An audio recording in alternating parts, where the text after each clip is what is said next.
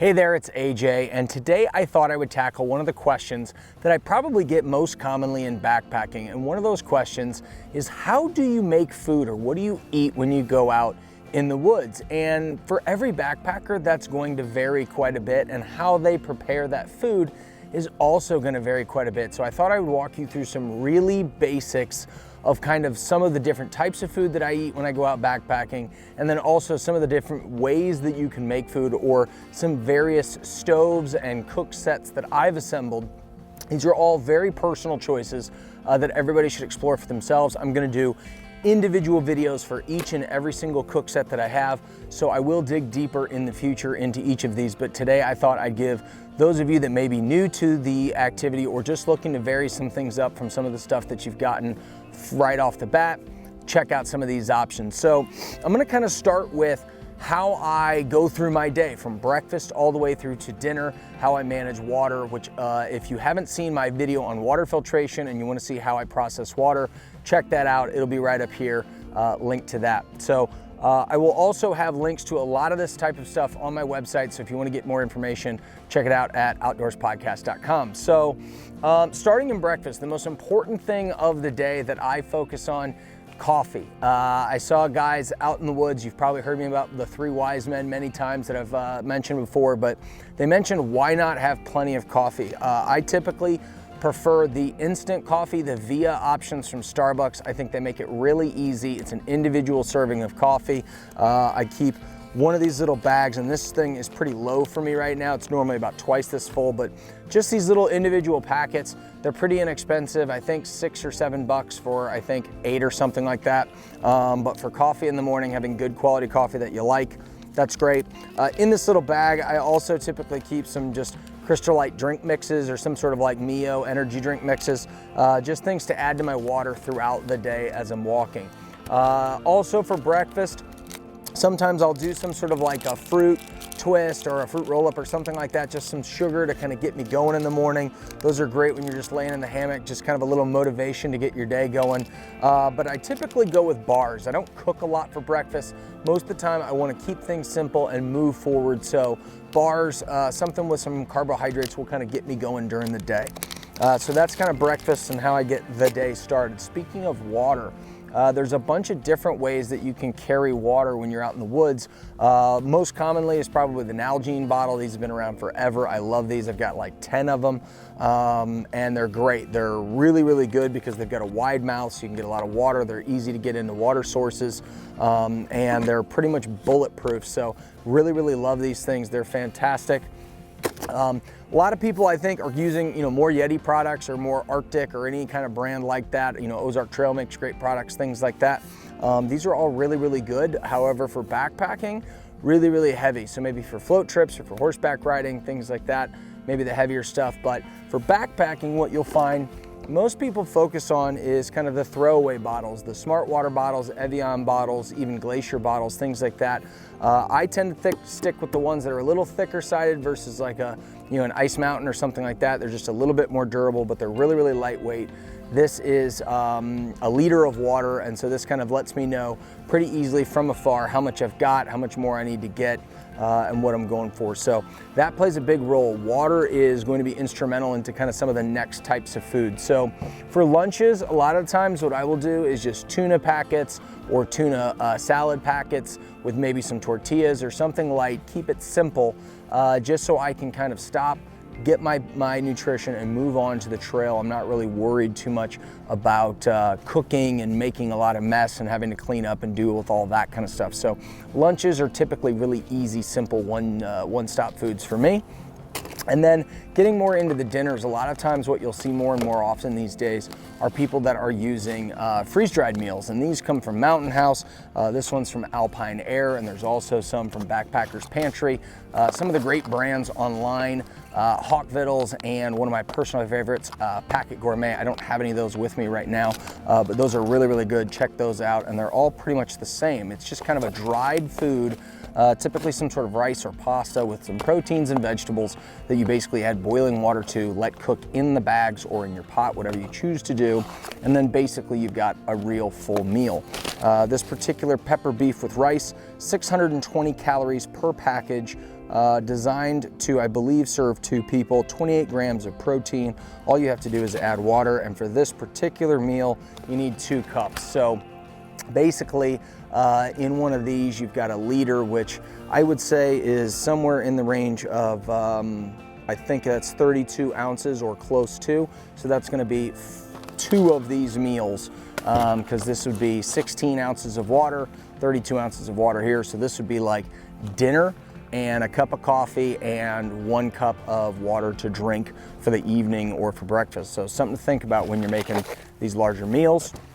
More commonly, what I've moved to is doing the stuff that's less expensive. These meals, these backpacking meals, these are gonna range anywhere from like $7 or $8 up to $12 to $14, depending on what kind of protein and how involved you're getting. And then obviously you've got to account for shipping and things like that if you're getting them online. Some of the stuff that I've been doing more often is a 25 or 30 cent packet of ramen and a 40 or 50 cent packet of instant mashed potatoes. Put those 2 together, you've got yourself a ramen bomb. Jason or Frozen from over at Outdoor Adventures and Tim Watson, I know you guys are big fans, so ramen bombs all day long. This is like $1 combined. Tons of carbohydrates, tons of calories, really, really filling and absolutely delicious. Plus, doesn't make too bad of a cleanup. So, big fan of the ramen bomb.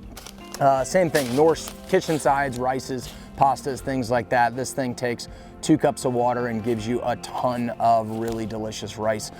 Throw in some tuna or some canned chicken or some packet chicken. You've got yourself a pretty great meal, or a Spam single. That would be a great meal. So getting into some of the stuff that you use to make your food. I'm gonna go through some of these cook sets here, but kind of one thing that's pretty tried and true for me is just this little Human Gear fork spoon combo. This thing makes for a full length option on either side, or you can have a double. So if you're sharing, this makes for a great option. It's really easy to clean. There's no kind of nooks and crannies for stuff to get into. From what I can tell, it's really strong. I've never broken it. So I'm a big fan of this thing. It's super lightweight. It packs down really small. It doesn't take almost any room in your pack. It's absolutely fantastic. Lastly, options for knives. There are a ton of different directions that you can go with knives when you're backpacking, and for that decision, that's kind of a personal one. Everybody should kind of really make for themselves. What you'll see is there's, kind of heavier bushcrafting style knives, and there's lighter backpacking style knives. The style of knife that I have traditionally gone with has been a Mora knife, and what these typically range in is really lightweight. They're very dependable. They have a great edge. This particular one is a Light My Fire combo, so it's got a fire steel built into the handle, which actually throws pretty good sparks. So just a little bit of redundancy. It's lightweight, it's stainless steel, so I don't have to worry about rusting or anything like that. And it's just a great little knife. I've never needed to do anything in the woods that this thing wouldn't do. So moving on to the more complex portions of what this is all about, the cook sets themselves. Now, this is the cook set that I've kind of evolved into, so we're gonna leave that one for last. I really kind of started off with a couple of different styles of stoves. So I'll start with kind of where I kicked off, and that would be with what a lot of people out there would call a canister stove, or the MSR Pocket Rocket's kind of where I think it got started. This particular set, not including the bag, well, screw it, let's just put the bag on there.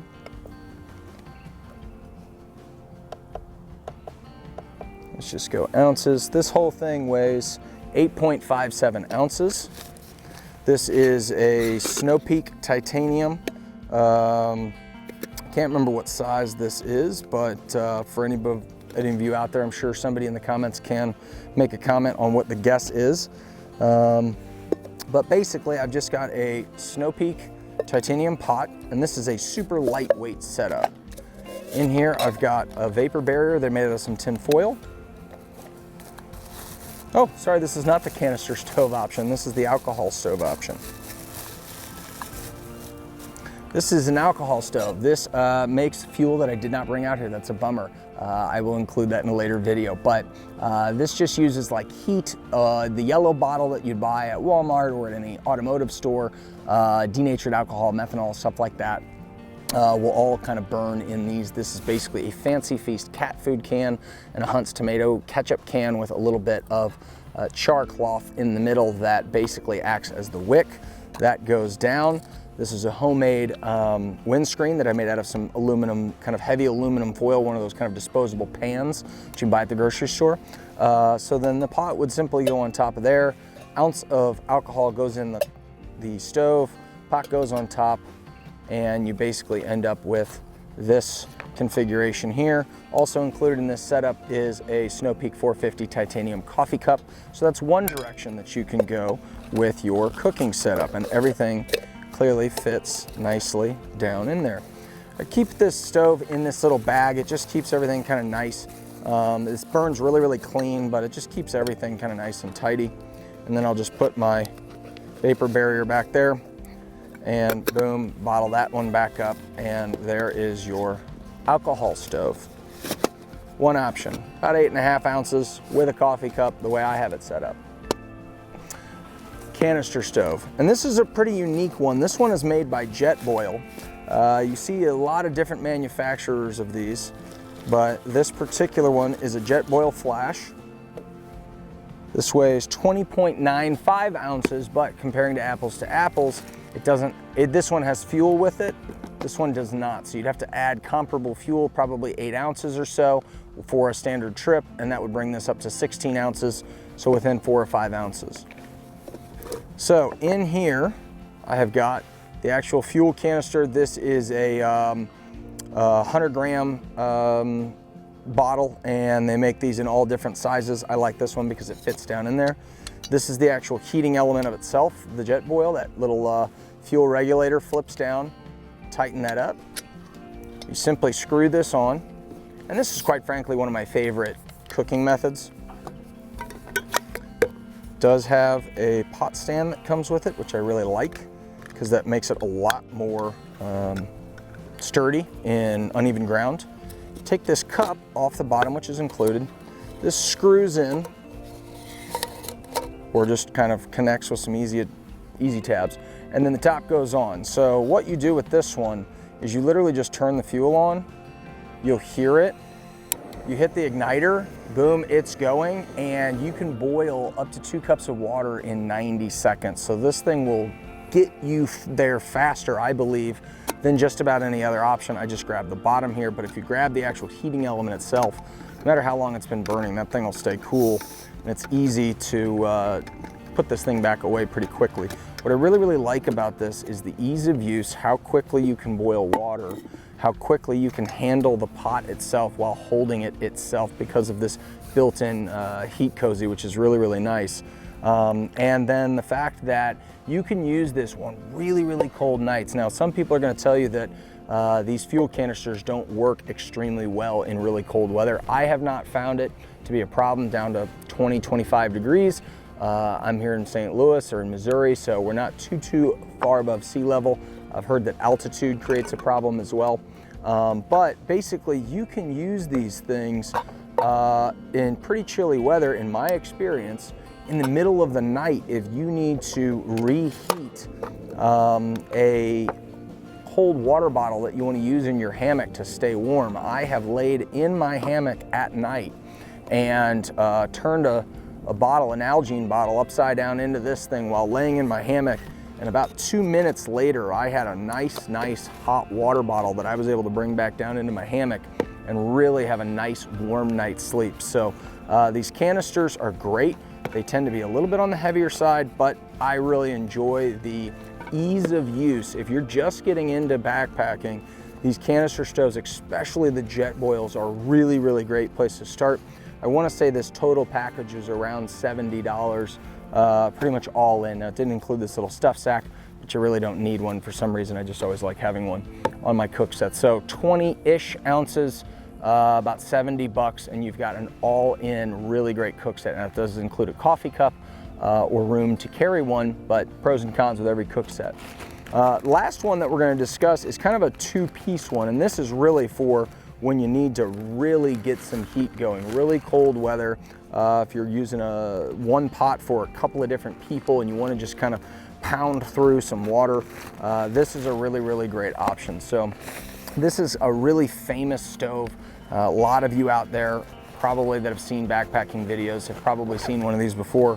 These are a classic. You really just can't beat one of these things. MSR Whisperlite. This thing has been around for a really long time. This one here is the international model. They also make kind of a simpler one. What this allows is for a little bit more complexity in burning of fuels. So you can try different things, white gas and gasoline and diesel and different things like that. You know, don't quote me on all those. I'm not an expert on these, but what's beautiful about this particular stove is basically the way that this gets set up is you basically run this into this little fuel bottle. This goes into here, and then this closes around it, and then basically this sits like so, acts as your fuel regulator here.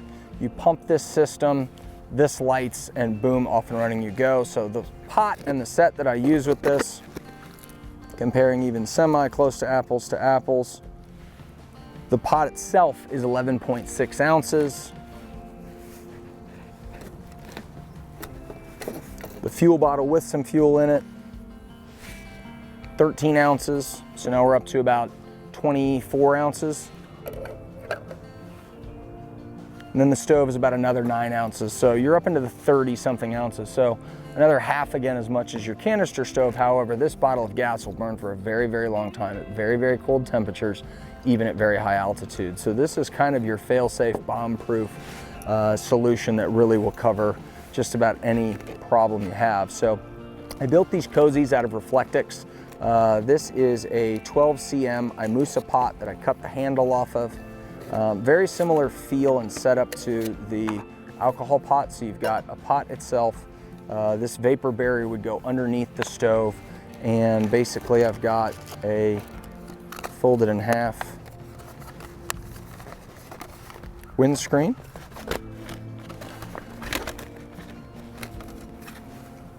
Pops out, curves, goes around as you can imagine.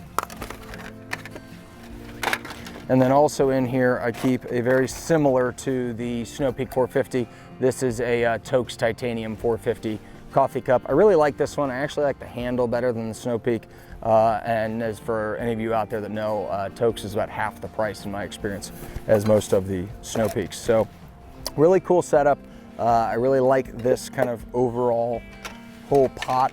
This is one of the pots that I've really been using probably the longest. I've gone on a lot of backpacking trips with this Imusa pot. If you don't have one, they're great.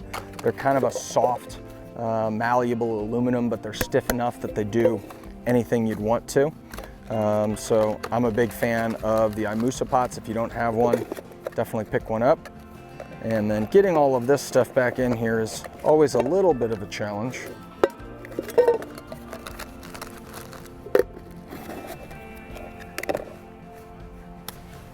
That was in the in here. And then this basically just folds back down, clips in on itself.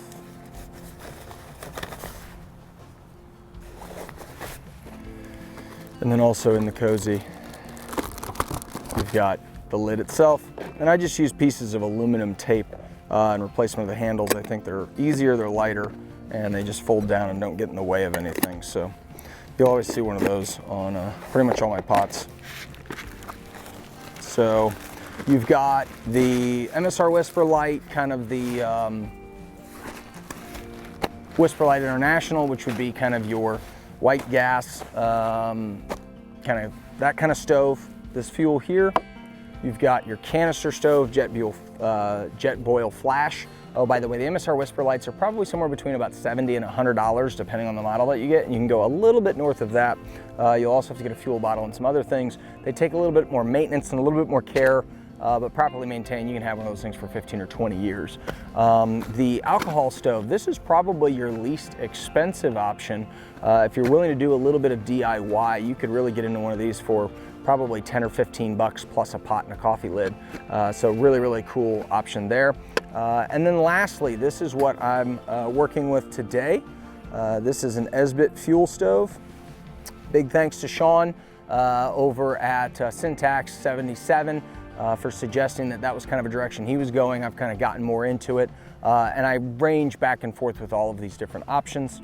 So 11.78 grams, so not the lightest of all the options, but I think the most complete in everything that allows me to bring. So this is an MSR Titan titanium kettle. Has a flip out handle, a little spout in the lid, which is really handy.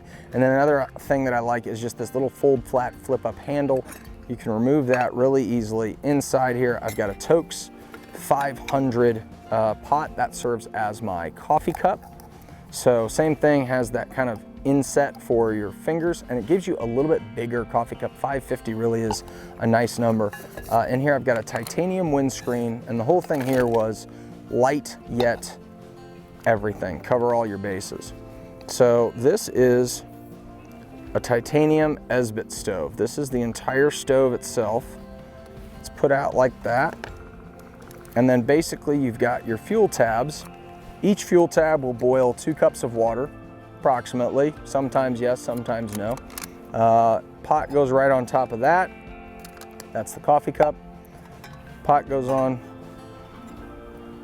Windscreen goes around, and you've got a real nice, all-encompassing option that weighs practically nothing, includes fuel, includes the coffee cup, and really gives you a tiny little footprint in your backpack, which was a big thing for me, was fuel, everything all together, small footprint, lightweight, easy to use, easy to clean up. This really gives me that all-encompassing option. So guys, those are all the different ways that I make food on the trail. These are the different ways that I boil water essentially for my dehydrated meals to bring things back to life, make macaroni and cheese, things like that when I'm out there on the trail. If you have questions about any of these individual setups, feel free to leave me comments down below or check out the blog post on my website at outdoorspodcast.com.